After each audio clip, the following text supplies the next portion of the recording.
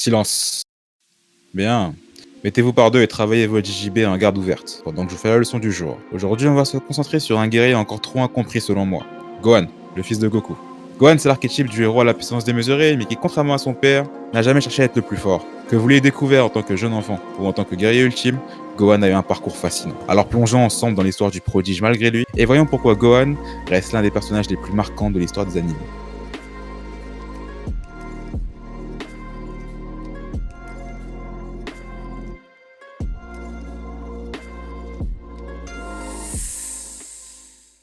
Gohan apparaît pour la première fois au sein de Dragon Ball à l'âge de 4 ans. Même si cette distinction n'est valable que pour l'anime, Gohan symbolise selon moi la distinction entre Dragon Ball et Dragon Ball Z. Dès le début, il est évident que Gohan est très différent de son père. Alors que le géniteur a été élevé dans l'amour du combat et du dépassement de soi par un adepte des arts martiaux, en la personne de feu grand-père Gohan, petit Gohan lui, oui je sais l'hommage est très beau, a été élevé dans la paix et la tranquillité, sous l'influence cependant stricte de sa mère Chichi. Cette dernière n'a qu'un seul but pour ce dernier, le voir devenir un savant. Néanmoins, malgré une première apparition pacifiste et timide, on va rapidement s'apercevoir que Gohan possède un potentiel immense. Dès l'arc des Saiyans, lorsqu'il est capturé par Raditz, son pouvoir éclate pour la première fois. Alors que son père et Piccolo se donnent corps et âme, ils ne parviennent pas à repousser l'envahisseur. C'est le gamin de 4 ans qui, par pure rage, déclenchera son potentiel latent pour protéger son père. Le détecteur de Raditz sera formel. L'espace d'un instant, l'individu le plus fort, ce n'est pas l'un des 3 guerriers surentraînés et expérimentés, mais c'est bien le gamin.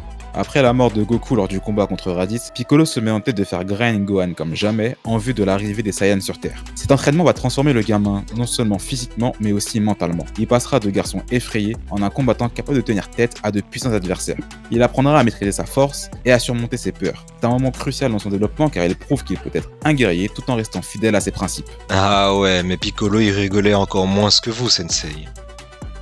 De cet entraînement infernal quotidien va naître une relation très forte entre Piccolo et Gohan. D'abord froid et distant au commencement, le Namek va pour la première fois montrer de la compassion et apprendre à s'attacher à quelqu'un. Il deviendra pour Gohan une figure ni fraternelle ni paternelle. Un aîné qui comprend parfaitement son petit, parfois même mieux que Goku lui-même. Leur lien est si fort que lors du combat contre Nappa et Vegeta, Piccolo se sacrifiera pour sauver Gohan. À l'issue de cette guerre face aux Saiyans, Gohan fait partie des derniers rescapés. Il comprendra que pour ramener la Team Z au complet, il est de son devoir de se rendre son Namek, et cela même si sa mère désapprouve fortement. Il est officiellement la première personne du haut de ses 5 ans à dire non à Chichi lorsqu'elle se met en colère. Vous pouvez vraiment saluer la perf. Lors de la saga Namek, Gohan prouve une fois de plus sa bravoure. Il fait face à des adversaires bien plus forts que lui mais ne recule jamais. Son combat contre les forces de Freezer montre non seulement son courage, mais aussi sa profonde compassion. Il est prêt à risquer sa vie pour ses amis, mais aussi pour les Namek, qu'il vient à peine de rencontrer. En atteste la manière dont il se dressera face à Freezer, Doria et Zabon pour sauver Dende. Bon, comme je vous le répète souvent, la colère non maîtrisée est un fléau. Il allait clairement y passer. Heureusement que Freezer a estimé que Doria suffirait seul et que Toto Krillin, avec sa malice et son expérience, a sauvé la situation. Cela aurait pu très mal finir, mais en définitive, sauver Dende sera capital pour la suite de l'œuvre. Au-delà du nombre de fois où il soignera la Team Z pendant la bataille finale face à Freezer, cette connexion mènera à l'avènement du prochain Kami-sama sur Terre a posteriori. Cependant, si les arcs Saiyan et Namek ont révélé le potentiel prometteur de Gohan, c'est durant l'arc suivant que le génie fera vraiment la différence. En effet, le moment qui a marqué non pas l'histoire de Dragon Ball, mais bien l'histoire du manga, et qui a définitivement inscrit Gohan au Panthéon et dans le cœur des fans qui l'ont suivi jusqu'ici, c'est la saga Android, notamment la seconde partie avec Cell. Ici, Gohan sort de l'entraînement le plus intense qu'il a subi, et cela sous la tutelle de son père. 1 an dans la salle esprit-temps avec son père, conditions climatiques épouvantables et changeantes, gravité intense et blanc infini à perte de vue. De quoi devenir fou. Goku le dira lui-même. Il a essayé de s'entraîner là-dedans à l'époque où il s'entraînait sous la tutelle de Camis, il n'a pas tenu long feu, alors qu'il était plus ou moins un jeune adulte à cette époque-là. C'est durant cet entraînement qu'on pourra se rendre compte au combien Goku est devenu un maître en arts martiaux. Il amènera Gohan d'un niveau correct, mais bien inférieur au sien, à un niveau égal, voire légèrement supérieur au sien, avant même l'obtention du Super Saiyan 2. Il le fera en toute transparence, en expliquant méthodiquement l'ensemble du process à Gohan pour le rassurer et le mettre en confiance petit à petit. À la fin du processus, leur session ressemblera d'ailleurs plus à un véritable combat où personne ne se retient qu'à un entraînement. C'est qui est exactement ce que prévoyait Goku. À ce moment-là, on ne s'en est pas encore rendu compte, mais il a déjà transmis le flambeau à son fils. Car en effet, avec Cell ayant obtenu son corps parfait, la Team Z se retrouve face à son plus grand défi à ce moment de l'œuvre. Cell semble invincible et menace l'existence de la Terre, mais également l'ensemble de la galaxie. Goku, malgré sa belle prestation, ne parviendra pas à vaincre Cell, mais cela faisait partie de son plan. Il avait déjà anticipé cette éventualité et il a préparé Gohan pour cela. Oui, je sais, envoyer son gosse de 11 ans au charbon, ce n'est pas très chevaleresque, mais Goku le dira lui-même. Si Gohan ne parvient pas à vaincre Cell, c'est terminé. Il décidera de placer toute sa foi en son fils. Cell, curieux vis-à-vis de la foi que Goku placera en son fils, et en bon sadique disons-le aussi, décidera dans un premier temps de torturer physiquement Gohan qui se défend à peine, puis dans un second temps de torturer la Team Z avec ses Cell Junior pour faire enrager le gamin. Ah, mais Cell, il était clairement là pour abattre l'ennemi. Survivre à un psychopathe, ça peut faire partie intégrante du grind, Léo. Oui, j'en sais quelque chose. Plaît-il? Non, rien, Sensei. Malgré cela, Gohan, fidèle à lui-même, ne souhaite pas se battre. Il est réticent à utiliser sa force au maximum de ses possibilités car il sait que cette dernière pourrait causer des dégâts non voulus. Et a fortiori, il n'a jamais souhaité se battre pour ôter la vie. Ce détail, c'est Piccolo, comprenant Gohan mieux que personne, qui l'expliquera à Goku. C'est vrai que Gohan est vachement chill par rapport à son père et aux autres Saiyajin. Comment fait-il pour rester aussi pacifique alors qu'un insecte cyborg est sur le point d'effacer la planète Terre? La galaxie ne devra son salut qu'au sacrifice de C16. Cell, non content de pousser Gohan à bout en envoyant ses juniors tabasser la Team Z, commettra l'irréparable en achevant de sang-froid le cyborg. Alors que celui-ci venait de délivrer un discours touchant à l'adolescent ne sachant pas lâcher prise et en proie au doute. Ce sera la goutte de trop. Cet ultime acte de cruauté nous offrira ni plus ni moins qu'une scène légendaire. L'éveil de Gohan. En laissant éclater sa rage, il atteindra une forme inédite, le Super Saiyan 2. Ce moment est l'un des plus iconiques de l'histoire de l'animation. Gohan, à seulement 11 ans, devient le guerrier le plus puissant de l'univers, surpassant même son père. Son Kamehameha final contre Cell avec l'aide de Goku est un moment inoubliable. C'est un véritable passage à l'âge adulte pour Gohan, qui endosse le rôle de protecteur de la Terre. Waouh, vraiment incroyable. Mais alors Sensei, pourquoi lorsque j'entends parler de Gohan, il y a toujours une frustration dans les propos? Parce que malheureusement, les gens apprécieront toujours plus leur fantasme que la réalité, Léo. En effet, gardez en tête ce que je vous ai dit. Aussi badass soit-il, Gohan s'est toujours battu non pas par envie, mais par devoir. Et cela est tout à son honneur. Mais cela n'en demeure pas moins traumatisant. Il a vu ses proches se faire massacrer, des innocents se faire ni plus ni moins génocider. Et lorsqu'il atteint son plein potentiel, son arrogance force son père à devoir faire l'ultime sacrifice pour rattraper son erreur. Même si, comme le dira Tonton Krillin, erreur d'arrogance ou pas, il n'aurait pas eu le luxe d'en débattre si Gohan n'avait pas repoussé la menace qu'incarnait Cell. D'où le sourire satisfait de Goku en lui disant au revoir. Les combats qu'il a livrés lui ont toujours apporté plus de souffrance qu'autre chose. En bon Saiyan, il ne refuserait jamais un sparring amical.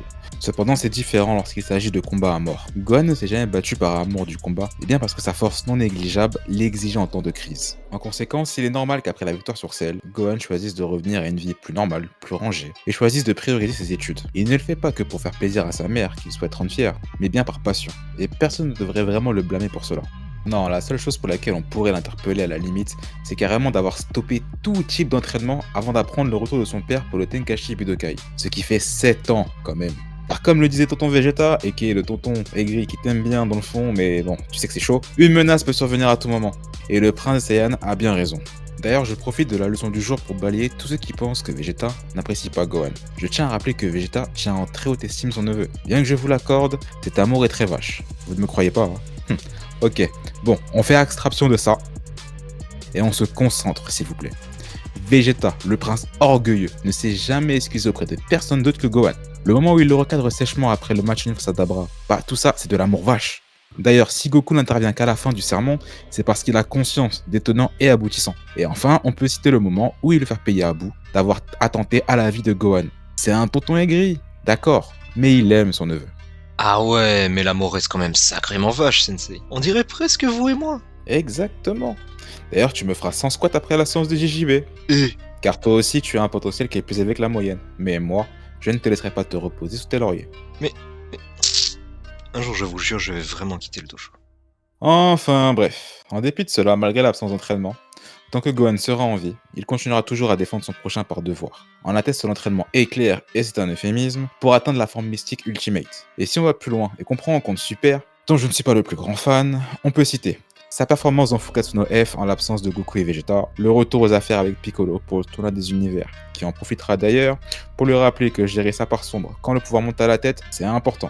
Et même Gohan Beast, bon, au moins, il a essayé de protéger sa fille adorée de Cell Max. L'amour d'un père est une chose merveilleuse. Ce dojo suit une discipline exceptionnelle, à la hauteur de la réputation de son dirigeant. J'aimerais partager avec vous mon expertise concernant ce qui se dit au-delà de l'œuvre à propos de la paternité. Lorsqu'il devient père, c'est là que la vie de Toriyama prend un grand tournant. Il doit continuer d'assurer auprès de sa famille et répondre aux attentes de son entourage. Vient alors la question à propos de son fils, Toriyama Sasuke. Ce dernier va-t-il suivre les traces de son paternel ? Il se servira des attentes et espoirs concernant son enfant afin d'offrir sa perspective. Il est clair qu'il serait fier de lui transmettre son savoir-faire durement acquis.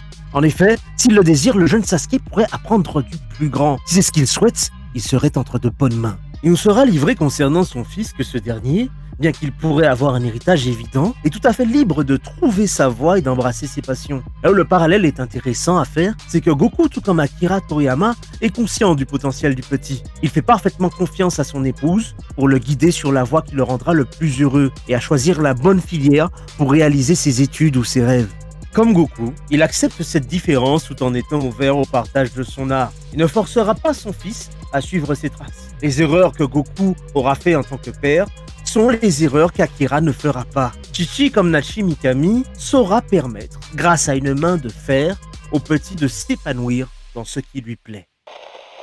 En conclusion, Gohan sera toujours plus intéressé par sa vie en tant qu'érudit et sa vie en tant que père de famille que par la recherche de pouvoir pour se surpasser en permanence. C'est pas très Mambaka, me direz-vous. Hein. C'est vrai, mais le fantasmer autrement, c'est s'infliger une frustration inutile liée au fait de ne pas avoir compris le personnage. Ce qu'il faut retenir, c'est que le prodige pacifiste, un tantinet flemmard, quand il n'y a pas de raison de se dépasser, je vous l'accorde, se battra toujours par devoir.